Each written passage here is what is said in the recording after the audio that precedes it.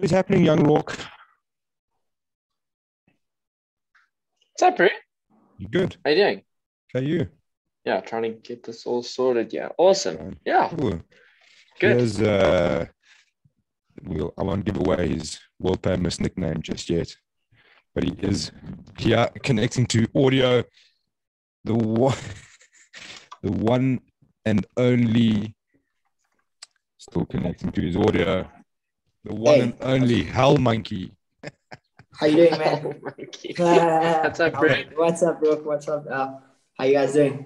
Right, and you, dude. Good. I'm all right, man. Just got home from training, so yeah, I had to get done quickly to get on this. Fantastic, buddy. What's happening there? I was thinking about you this morning, actually, funny enough, and then as luck would have it, I saw some things entailing you in the EFC, but your training situation has just gone from better to better, stride to stride. You had the BK arrive down in Cape Town, which was the perfect sparring partner, and now Don's back there. So how's that all working out for you, man?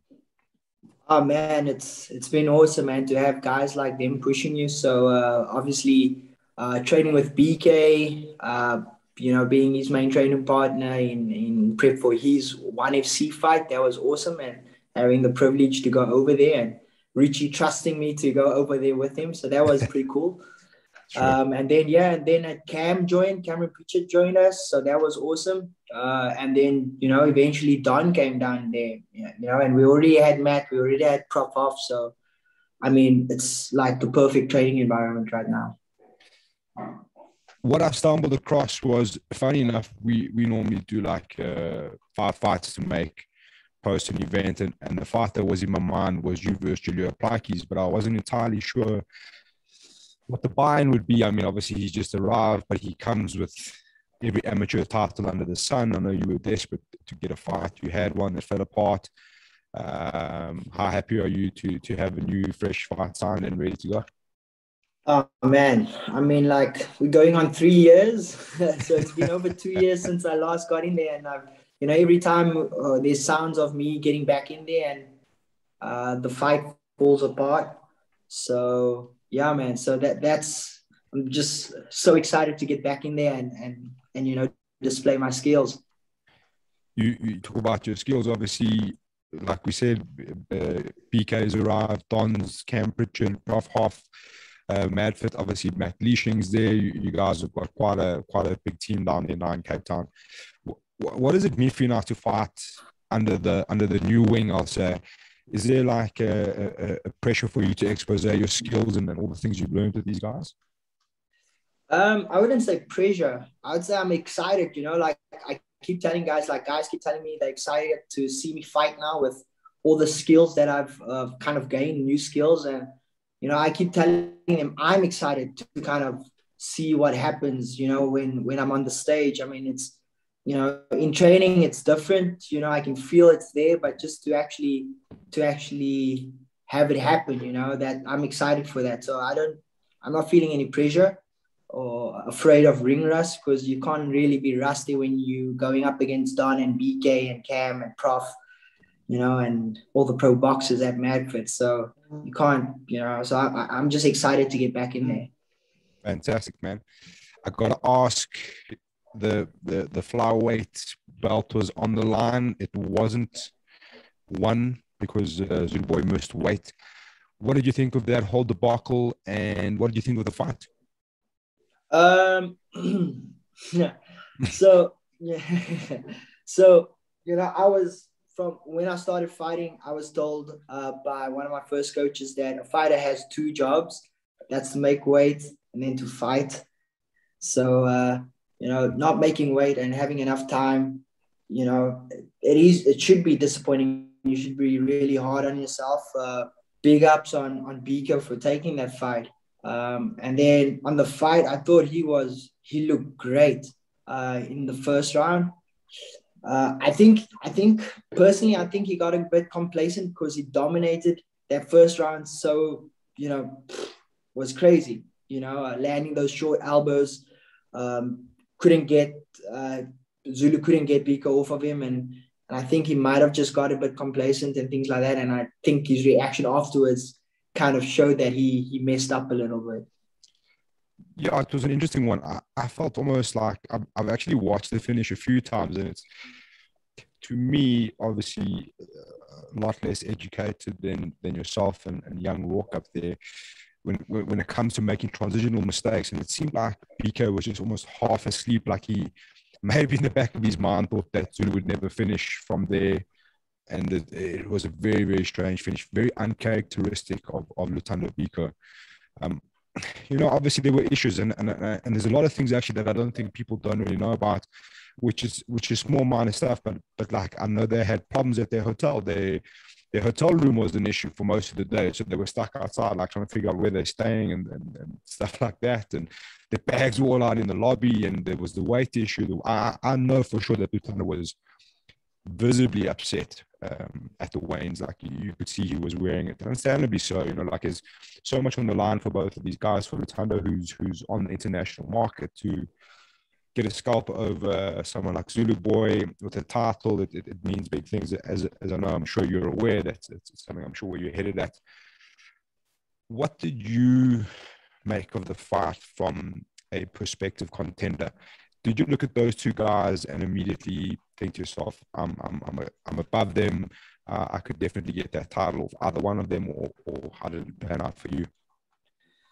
Look, they both, former champions. They high level guys, but I definitely think, I think the last time we spoke, I always told you that there's levels to this game, and sure, I've got a ways to go.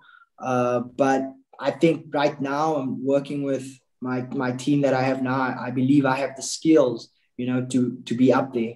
So definitely in future looking to be a contender. And is there any preferred out of the two that you'd like to fight, or is it? Hey man, to be the best, you got to beat the best. So whoever comes out with the title one day, to be the best, you got to beat the best. Go back to that first picture you had there. I wonder if he wasn't stuck on the cage, because that feels like, with enough like shoulder pressure from that right hand side, he could have gotten back up. So yeah. I don't know if it was in super deep or he left his neck out quite heavily going in. Yeah. Yeah, because that's arm in as well. So it takes a little bit extra as well to get tighter with that arm in guillotine as well. It's quite funny. Like, I think, he pumped that guy first round. So I think like going into round 2, I think he was, confident that he could keep that pace going. And I think, like you said, I think maybe he got a bit complacent. But yeah, I think with missing the weight and the whole circumstance, I think he deserves a rematch straight away, though. 100%. This picture tells quite an interesting story, because it's almost here where he like completely gives up the guillotine. You can see his right arm comes across to the hips, almost like he's going to get up and drive, but he does it quite sloppy. And then that's it. And as he gets up, it's just over. It was very, very interesting. But Rourke, you said that's a great point there. And I've got to look back at like Davison Figuereto versus Joe Benavidez. It's a similar sort of scenario. For the title, Figuereto misses weight, sparks Joe Benavidez, and they're like, we need to see a title, so run it back, run it back and see what happens. It would be hell of an interesting, because both guys, I think if Zulu knew he had some problems in the first round, and Lutando knows he can't neglect the submission skills of Zulu Boy. Interesting about Zulu Boy, he submitted Gary Joshua, who's immense on the ground, with I think it was like a 10-finger basket choke or something crazy like that. Fafa Dwama with the triangle, and now like a pretty tidy guillotine. I think we've got to stop doubting his ground game. What do you say, Mr. Gusman? Yeah, not just a striker, apparently. It's been pretty impressive. I got to ask you, Wade, without looking past judo Plakies, let's say, and I mean, obviously you're a fighter, you'll say you're going to get through. Who are you looking to up the ranks? Are you going to try and press the pedal on that title shot, or do you think there's a route to follow? And who that person might be? You know what? I just, like I said, I'm just happy to get back in there. So after this, maybe, get a fight in December, if there's going to be a card in December again, and then go from there, So right now it's just, I've been kind of on the shelf for a while. So, it's not like I'm calling out anyone or prefer to fight anyone right now. It's like my team makes that choices, you know. So I'm the fighter. My coaches, they decide what the best fights are for me right now, and where my skill level is to take on whoever they decide or see fit. But right now, I don't want to pull a corner about pulling seasons here, but I need some fights, you know. So yeah. For sure.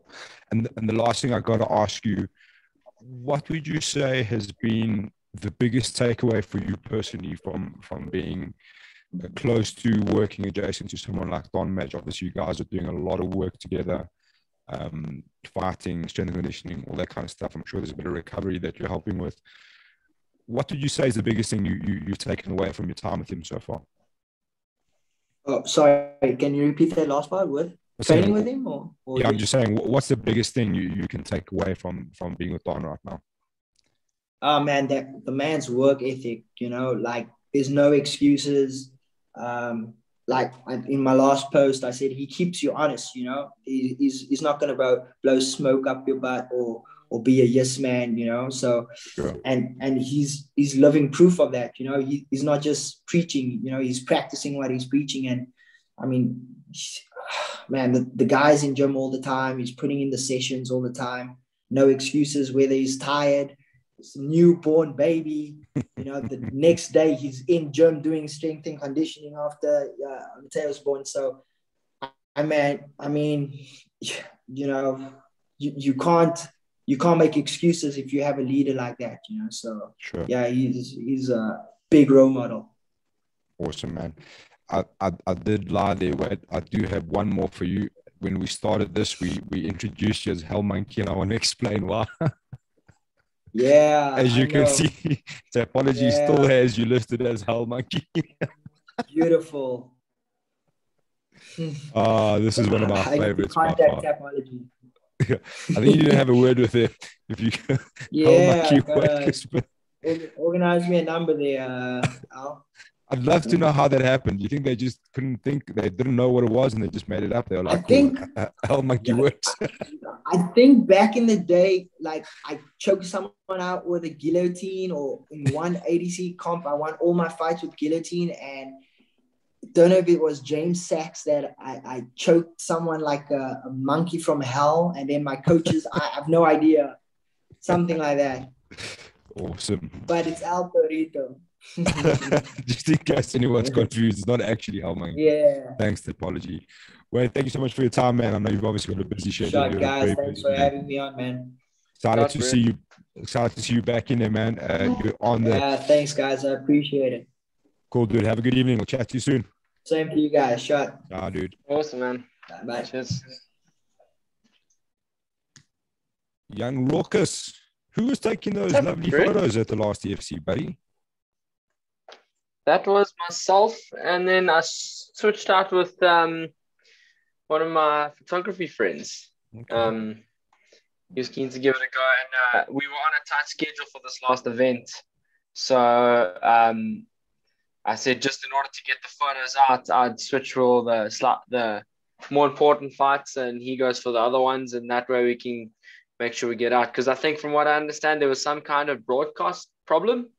So they had to, I'm sure you noticed some of the guys didn't get post-fight interviews if you were watching. So to try and get through that, there was no gaps. So we literally had to try and switch around and get it out there. But yeah, it was difficult. Usually we have the Corporal Anton there to help us. But Corporal. Yeah. The Leah photography team captain. I got to ask you, we spoke about Zulu versus BK, August Kayambala versus Cole Henning was a big talk of the town. I mean, obviously you're stuck behind the lens, but what did you make of the fight? Yeah, with that one, I don't know. I felt like Cole didn't do enough. He was really fairly stagnant in the middle. He was countering. So yeah, that's what I was saying earlier. It's difficult sometimes when you're behind the lens to see every strike, because obviously the camera's taking photos, so you don't see everything. So sure. I might have missed a bit. So I won't say my decision was definitive, but it felt like August was pushing the pace. But that being said, it felt like he was coming forward quickly and aggressively, but I'm not exactly sure how much he was landing of those shots. So it was a hard one to call, but definitely not 30-27. Yeah. 100% not 30-27. I think that's been the funny thing is like unanimously the MMA world of today has all agreed that 30-27 is completely out. What is interesting is I'll actually pull up a poll to see what people were saying. I don't know if it'll come up on here. My opinion of the matter was, and it's one of those decisions where a lot of it's gonna lean towards like some kind of bias, if we're honest. Like if you're team Cole Henning, you're gonna obviously say that he edged it. If you're team August, you're gonna say that he edged it. And it was one of those where I think the decision was pretty tight. It was like a lot of the time I felt like Cole was going forward and he was kind of pressing the action. But there was a significant difference in power. So it was like more significant strikes being landed by August as opposed to more like maybe a higher output from Cole Henning. And he definitely controlled a little bit more, But it was one of those where you're kind of weighing up, who's landing more significant strikes, who's putting more output. And if they kind of even what do we look at next? Let's see if this pops up actually. No, it's gone already. But I'll tell you now. But it was the same. It was the same story with Ashy versus Taka Mandu. Sure.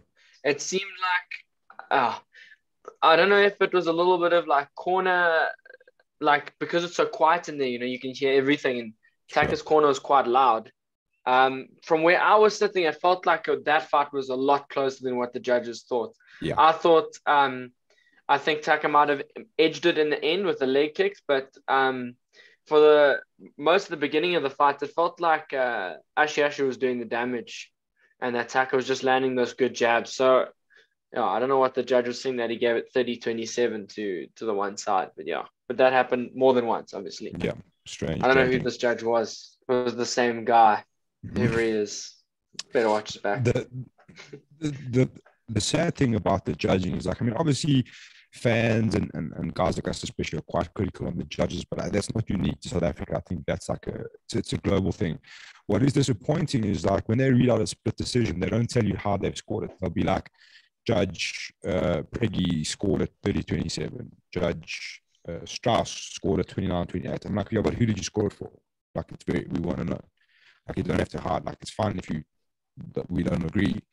That's kind of how it goes. But it's like they're protecting the judges, from scrutiny, which tells you that they're not confident in their judging, which is pretty bad. But what I wanted to say, what I was a bit disappointed in about Cole Henning is, we've come to, and it's like a victim of his own hype, which is a strange one, because we've come to believe that he's this world beater, And I felt he was a bit one-dimensional. He was entering on a straight line, exiting on a straight line, but he would feint an angle change, but never actually adopted into his striking and his combos. I would have liked to have seen him shoot on a single, you know what I mean, and kind of just give August a little bit more to think about, because August was just retreating into his corner and he was up against the cage and he was giving him opportunities to close the distance. That being said, I think one of the big things with August is what people find out quite quickly is that he's very, very strong. So maybe you don't want to engage in that game too much, but definitely for sure, give him something to think about, you know what I mean? Go a little bit more to the body, grab on a single, get to his hips, kind of make him think about what's coming, But you have to often wonder about some of the corner instructions then. Surely you identify between rounds 1, 2, and 3 that the same thing is happening and that it might be close enough that the judges don't score it your way. So you maybe consider changing up the game plan a bit, There were certain fighters, I was sitting just above the corner during Gift's fight, and the corner instructions from the guys like JP and Huntley was quite clear for what he needed to do in round 2 to improve on his situation in round 1 and how to get it done quicker. So if you feel like maybe Cole's corner could have given him some instructions to improve on his position and maybe not just keep repeating the same thing every round if it wasn't working. Sure. And keep him away from his corner, cut him off. pull him out and cut him off and don't let him go back to his corner, you know, because it was pretty obvious that that's what he was trying to do. Obviously, it's not the easiest thing in the world to do, but I felt like, you know, while he's retreating, throwing a kick on the right side to push him a bit, you know what I mean? Or like use the teep against the cage and really like put him into the cage. That's where he wants to be. But I agree with you. I think cornering is a big part and it's a big responsibility. You know, like he needed a change of information, and I think both guys, if either of them lost, they would have to be quite critical of themselves and say, well, you know, like what could I have done better? And I'm hoping Cole Henning's going to go home and think about that and be like, you know, cool, it was tight, but you know, I could have done X, Y, Z to win that fight. I could have pulled the trigger a little bit more here and pulled the trigger a little bit more there. You know, it was the same fight against Serge Cassandra. Like he was just dominating Serge, and Serge wasn't really engaging, but he just chased him down. Here, where you had a guy like August who's way stronger with a lot more power, as you're chasing him down, he's adding a little bit more threat, you know. So it was very intriguing matchup. It was a massively intriguing matchup. But yeah, it was a good one. Tight call. I think either way, you can't be mad at. I mean, you would have been happy or mad with either of them winning that decision. It was pretty razor thin. Yeah, I think it was. I wouldn't say it was a barn burner. I think I don't know how much power August has, but Cole's been known to knock guys out. You know, I think he could have let that back and forth like engagement happen a bit more and hopefully clip August. But I don't know. Yeah. Did you see all the madness of the MMA? What was the MMA world this weekend, boy? We had Vitor beat the brakes off of an old man, which was interesting. That's embarrassing. Yeah, it's pretty. I don't know if you'll be able to hear this, but we'll try. How do they allow this to happen? How do you sanction a 69-year-old man to fight TRT Belfort? It's so intriguing to me. I mean, you're fighting a lab experiment, yeah. Yeah, no, like I think Evander's going to pop for testosterone after this just from being in there. Interesting. I wonder how much they'll show in this. Oh, although he's pretty bodied up, dude. Yeah, he's an animal. But it's just like, I don't know, man. I think some people get like a bit mad at me. They're like, "Oh, did you watch this fight? You're not talking about it." I'm like, I don't agree with it. I just don't like it. Please don't make me watch it. Donald Trump was a commentator, bro. Come on. What are you talking about here? Well, and we had Anderson's got some slick boxing hands. Bro. They knocked out Flip and Tito. Anderson's the one I don't mind because he still seems to have it together, which is pretty ridiculous. And he knocked out Tito Ortiz, something silly, dude. Let's see him versus Jake Paul. Yeah, that's what they're talking about now already. Oh, thanks Sky Sports for ruining everything. Yeah, dude, strange one. Very, very strange to see MMA fighting give us something. Come on, guys.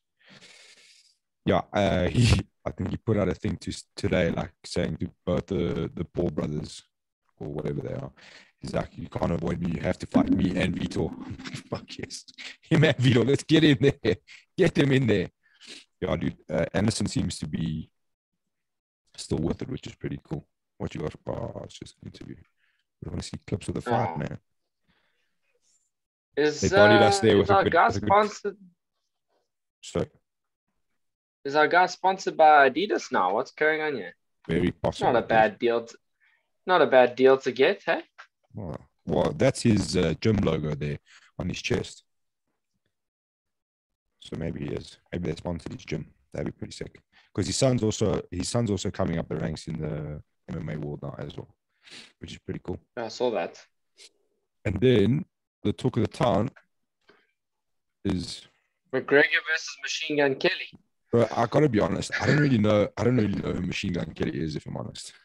I don't know. I don't know how to explain it. I just don't really know who he is.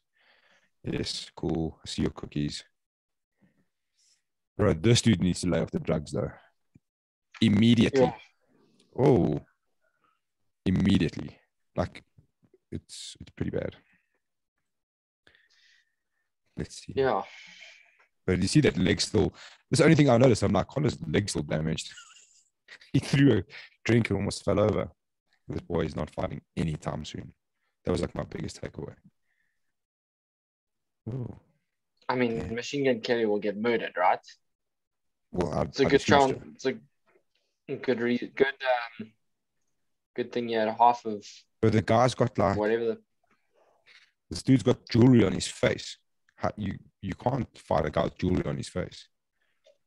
That's just not on. Yeah, that's like having batteries in your gloves. It's gonna hurt someone. Yeah, definitely. I don't think Machine Gun Kelly has ever been in a fight in his life. I'm going to say that. But yeah, good for Conor keeping his name in there. I guess. Got to do what you got to do. He's definitely not fighting anytime soon. I don't think. That looks terrible. What else? What else did you enjoy about the UFC, bro? I thought it was a pretty decent card in the end. Obviously, a lot of it fell apart. Weighing problems. It's getting better. Every event seems to be getting a little bit better in terms of the fight quality.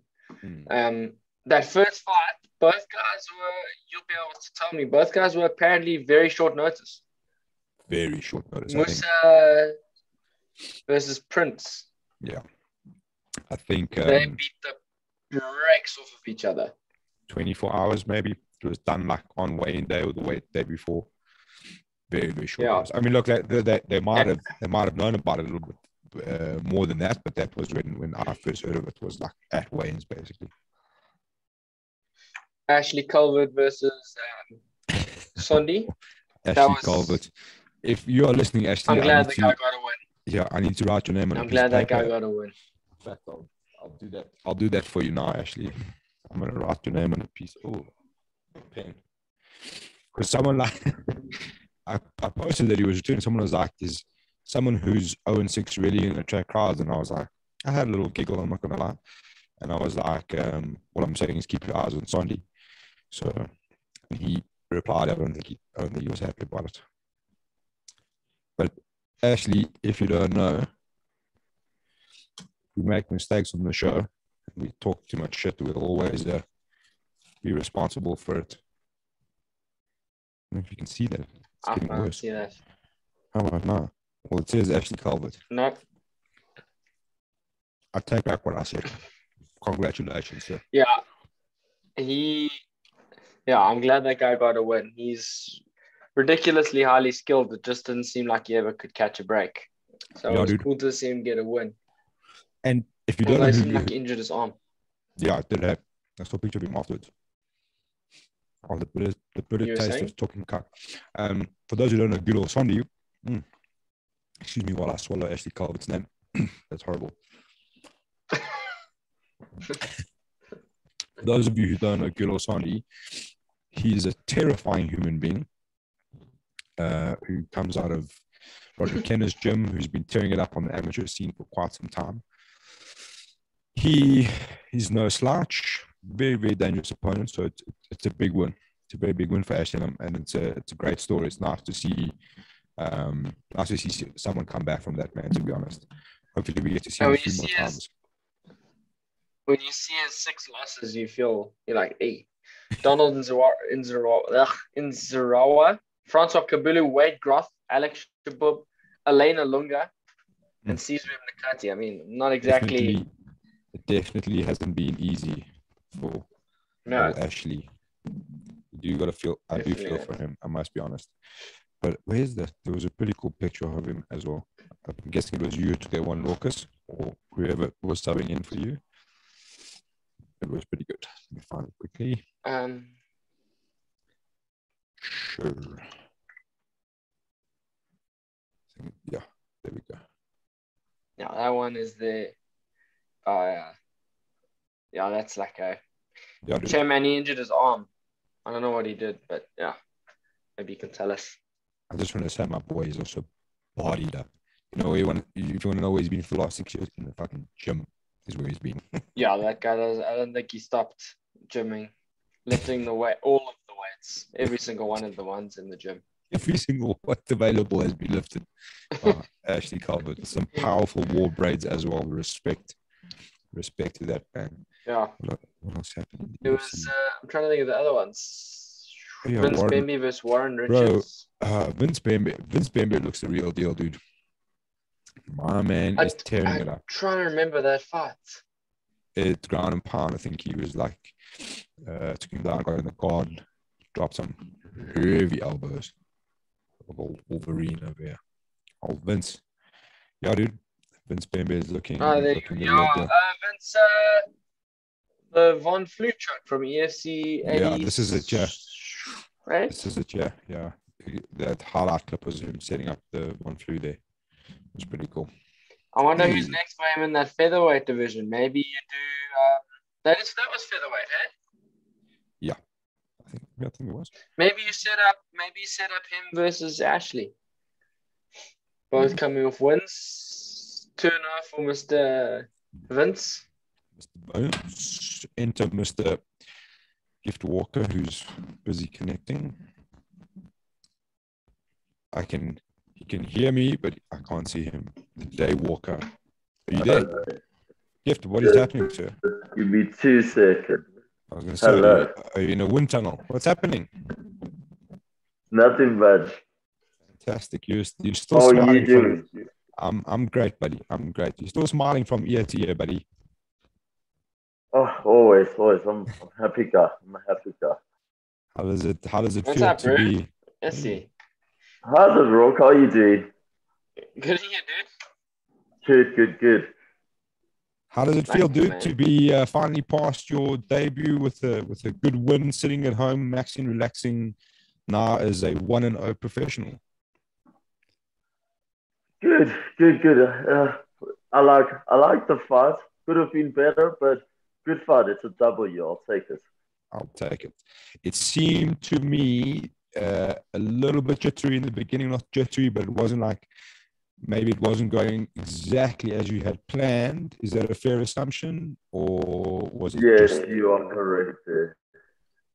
You are 100% correct. Like, you get in there and like this is like for future people. Like, obviously, I went to spoke. I'm like, yeah, it's the same. And then you get in there and it's not the same. You try to hit the guy and you're so used to that small cage where if I put pressure on you and I hit you or even try to hit you, eventually you're against the cage and I can do whatever I want to do. With him, like there was a point where I was trying to hit him and he was just like walking back and I'm like, come, I can't hit it. It was like super weird. So like a lot of distance and time management needs to be like required and given to me in there. That comes with experience. So yeah, it's not the same. It's not. And did your mind ever drift off into the part where there's many people watching me right now, or was that okay? Nah, I was okay there. I was just like, oh, when is this guy actually going to give up? Because I was like, I was chilled in there, but I was like, I could hear him. He was like losing a little bit. Hey, not because like I'm hitting him or anything. I just think like the pressure got to him. Because also he took that fight a day's notice. What? Yeah. Day's notice. Yeah. And I'd beaten him twice, so he probably wasn't the greatest of mind states going into that fight. So, like, I could hear his heartbeat and him breathing, like, but like, sure, he didn't want to give up. He didn't. He was a tough boy this time. So, good work to him. He didn't want to give up. Obviously, it's a guy you know quite well, Gift, and I don't think Given would be too upset with me. I think he agrees with me that they're not too stressed about their ground game over at Mamelodi Warriors. Was that automatically like part of the plan? Like just get it to the ground, get the choke and get it done? Not really. Like I prepared for that way guy from Durban, and he's a southpaw kickboxer. So it's completely the opposite. And he throws completely like his combos to Martin's combos are like totally different. So I was preparing for that. And when I had to adapt also. That was also 24 hours. I had to switch my game plan. And I was like, oh, he was good, but I could have been better. This was on me. This fight going to the third round, this was on me. I hear you. I hope the EFC doesn't get too mad at us having this play in the background. No, I also hope not. I'm sure we'll be fine. I'm sure we'll be fine. I'm a paid up member. I'm pretty sure it'll be okay. There's two things that you said that is quite interesting. The first one is obviously people always talk about the hero of the guys, standing up on 24 hours notice or a week's notice or a few days notice. And I remember Kamaru Usman trying to explain this with the Jorge Masvidal fight. He's like, yeah, I also took this fight on short notice. You know what I mean? 100%. Sure. And as you step up, like the stakes get higher, the game gets harder, you know. So, and you want that time to prepare for people and stuff like that. So, how much did that affect you? Do you think, like coming in, like, you know, you've been working on this game plan for the southpaw kickboxer, and now all of a sudden that all changes. Yeah, it's like, as being a martial artist, even watching that video now, I'm like, oh, gift, man. Like, I'm laughing now. Like, this is a terrible fight. This is a terrible fight, gift. But I'm like, uh, it does change. And it's true. It does change for me too. Like, he didn't really have to prepare for anything. He knows who I am. For him, he's stepping onto a scale. He didn't need to cut weight. There's no pressure on him. If he loses, he's lost to me already. He takes the L to me, which he can get. He's got another 2 chances to get it back now. This is pro now. So he gets another 2 chances again in his month. So he gets paid for that. He gets to go party next weekend. So for him, it's not that bad. For me, it was like, oh, man, I have to switch my opponent. My pay doesn't change. Nothing changes about this. It stays exactly the same. My opponent, he's like, I know he's not going to make weight. I know he's going to come in much heavier than me. And I'll just have to be like, yes, sir, let's do it. So it was a bit like, oh, this is what the pro scene is like. But I was like, it's okay. It's okay. I'm ready for this. I'm ready. And yeah, I was ready. Just, I feel my striking could have been better. Only thing. I've got to ask about your kit, your team kit on the night. What's going on there? I see some sort of superhero character. Talk us through it. That was, I don't know, have you seen Thanos' kit, Thanos' uniform? Yeah. Yeah, that was Thanos' kit. I'm like, I was super, like, when it comes to heroes and all, I like Thanos. He's not really a bad guy. He's actually a good guy. And everyone laughs at me when I say this, and I'm like, it's good. Just imagine if he did wipe out half the population. Just imagine how good this world would be. There's a lot of shitty humans out there. And I'm like, I'm not saying I'm a great person, but I'm like, shit, if I was the half to stay, I'd make it better. And if I was half to go, that was part of the plan. But yeah, my friends are like, if that's crazy. You can't do like that. I'm not sure. It's a little bit crazy, if we're honest. It's a little bit crazy, but I'm with you. We could definitely color few. We could color few for sure. I might be on the color list. That's why I don't know if I agree. That's why I'm also like, I think about it when I say it, but I'm like, no, I have to live fine. Thanos lived fine. That's why when he snapped his fingers, he was okay. So I must make sure I snap my fingers. I must be in control of it. I gotta ask, Gift, and I'm gonna pry it out of you. What's next for the Day Walker? Who's the name on your mind that you want to face in there? That's what we want to know. Oh man, they asked me this at the media day, and I said if they could give me like a good striker like Yusum Octavio. Now I think about this now, especially on my fight on Saturday. That man will force me to fight. Whether I like it or not, he will force me to strike. And I won't get like those easy like takedowns that I got on Martin. No disrespect to Martin, but those were easy takedowns. I didn't really need to shoot like that. And I know he was holding for guillotine, but that guillotine wasn't on. Yusuma, I know he's got good scrambling. He fought, who's that guy? What's his name? Joe Woodley. That's the fight I watched of him. And I watched that fight, those two guys. And this was like, 3 years ago? I watched that fight and I was like, sure, if I ever fight in the flyweight division, I'd love to fight those two guys.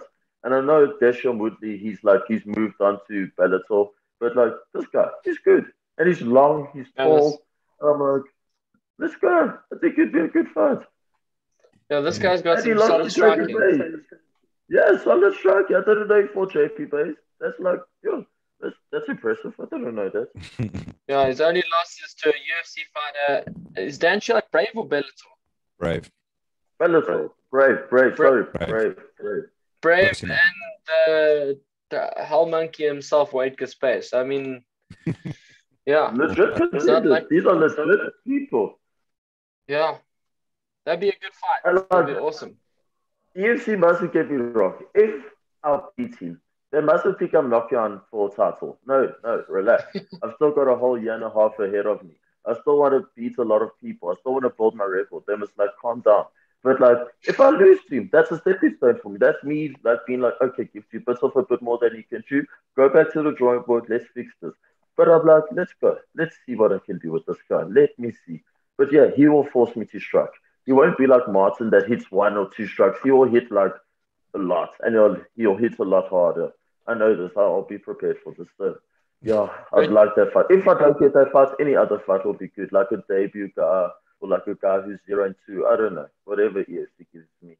You had But quite, not a you fought bantamweight pretty fight. much, yeah, you fought pretty much all the best guys at amateur, like Julio, Cameron, Raymond, all those guys. It'd be cool to see you run it back with some of the guys that gave you some losses on there. I see Julio, you went 1-1 with. That'd be cool to see a third one with him.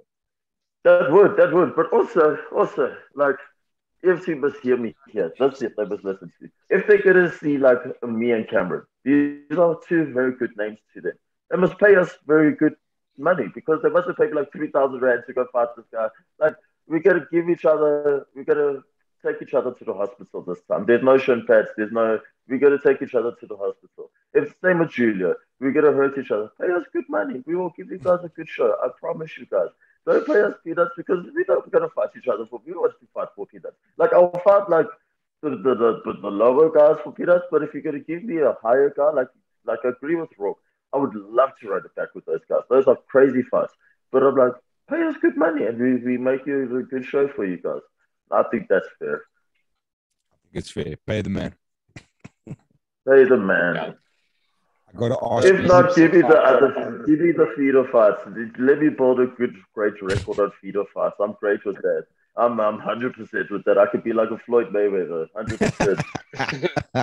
Floyd Daywalker up in here. Well, that's the thing, right? You don't want to be fighting. You don't want to be fighting these top dudes in your first, second fight. You need to get some, especially if you're like a potential title holder one day. You got to build that record a little bit. So fighting those guys that's a good thing, dude. I got to ask you, what did you make of the flyweight title fight between Zulu and BK? And I just heard you call out BK or Zulu. That's what I heard. What you're talking about now is that you want a title fight. No. For peanuts as well. You said you're fighting for peanuts. Yeah, he basically wants to fight for the title for free is what we've heard here today. No, hey, shorty, listen, you whipped my ass the week before. Listen, you know this isn't true. Calm down. But this is the game of MMA, man. Like, honestly, when you get caught, you get caught. I've had fights like that too. Like, you're dominating every second of the fight, and for 30 seconds, you make a mistake, and you will get caught in those 30 seconds. And you can't be angry about that. You have to go back to the board. You have to fix it. And I know this is easier said than done, and there's a lot more at stake for him than there was at me, like maybe 20 times more. But like, he gets a rematch. I feel he should get a rematch. Like, Zulu must wait. So Zulu couldn't win the title. There's no champion. So let's run it back. Let them go again, and I think he'll make the right adjustments. I think like Zulu and Igor, they were super angry at me because I supported Shorty for that, and like, I'm cool with Igor and I'm cool with Zulu Boy, but like, it's a sport, man. You have to support either one or the other. And like, I said to like one of my friends, if I had to fight Zulu Boy, 100% Igor would not support me. Igor would be like, fuck you, Gifo. Okay, he'd support Zulu Boy. He'd want Zulu Boy to knock me out. And I'm like, that's just the fact. That's how our sport is. And I'm like, that is what I feel with Shorty too. Like, how I say it, it's the truth. He must literally not be complacent. And he was complacent a little bit and he got caught. And that's what happened. That's literally what happened. And I don't feel he'll become, like, he won't be complacent again. Never. I just feel, as pros, we have learning curves. And like, he had to learn with JP Bays. He had to learn with BK. This is one of those things with Zulu Boy. He thought Zulu Boy didn't have jiu-jitsu, and flip, he shocked us all. He shocked us all. Even me, I was shocked. Even me, I couldn't believe it. A freaking guillotine. Who would have thought? Who would have believed? Like, I shook my head as well. I was like, oh my goodness. Oh my goodness. A guillotine. So yeah. Yeah, I thought BK was that was gonna be 5 rounds of watching Zulu get smothered.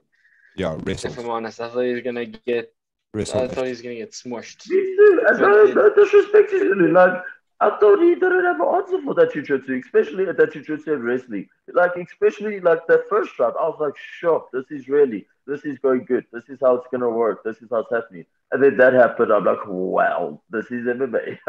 This is also MMA. Yeah, interesting scenario. And we were, we were agreeing with you that we think the rematch should happen. We spoke about that before with the mighty Hell Monkey weight Goosebay. And that's, I think, like I think to actually check the record, but Zulu Boy is racking up those submissions at the moment. Guillotine, triangle, 10-finger basket choke against Gary Joshua. I think we've got to start mentioning his jiu-jitsu in conversations going forward, not just the striking. Yeah, 100%. I was actually thinking about that now when you're talking to Wade Crispy. I was watching the live now. And I was like, that is true, because I was watching the promo while standing there, because obviously we get to just stand around the cage there. And I was like, oh shit, actually, he does have Gary Joshua. And Gary Joshua's a legit brown belt, hey? He's a legit brown belt. Like, and I'm like, he tapped him. I was like, what? Okay, no. And I was like, no way. It's a completely different fight. This is years later. And yeah, goes, he taps my boy again. I was like, oh, I was so hot still. I was really hot still. Yeah, I think he's got four submission wins now. 4? Yeah, 4 submission wins. He's racking them up, dude. He subbed Cedric Doyle with a triangle choke in 2013. Yes. Then guillotine choke at Gary Joshua, or 10-finger choke. I don't remember seeing it. And then triangle choke on Fafa and a guillotine now on Bika. Damn, dude. So, okay, well, 100%. You have to put some respect on that. There's no disrespect on that. You must put some respect on that. What are you looking on? What are you looking on, Rook? On Sherdog? Topology. I want to see if they've updated Sherdog, what that transfers to, like a percentage of wins. I think he's almost 50-50 with TKOs and knockouts as usual. Yeah. Let's check. So yeah, 6 KO, TKO, 4 submissions, 1 decision, dude. What's that? 91% finish rate, with 36% of them coming by submission. It's pretty impressive. No. Pretty impressive. And currently own 1 on the scales for title fights. This is not. He's missed before, bro. He missed recently as well. I can't remember against who. He didn't miss Faizi fought at bantamweight. He didn't miss that, hey?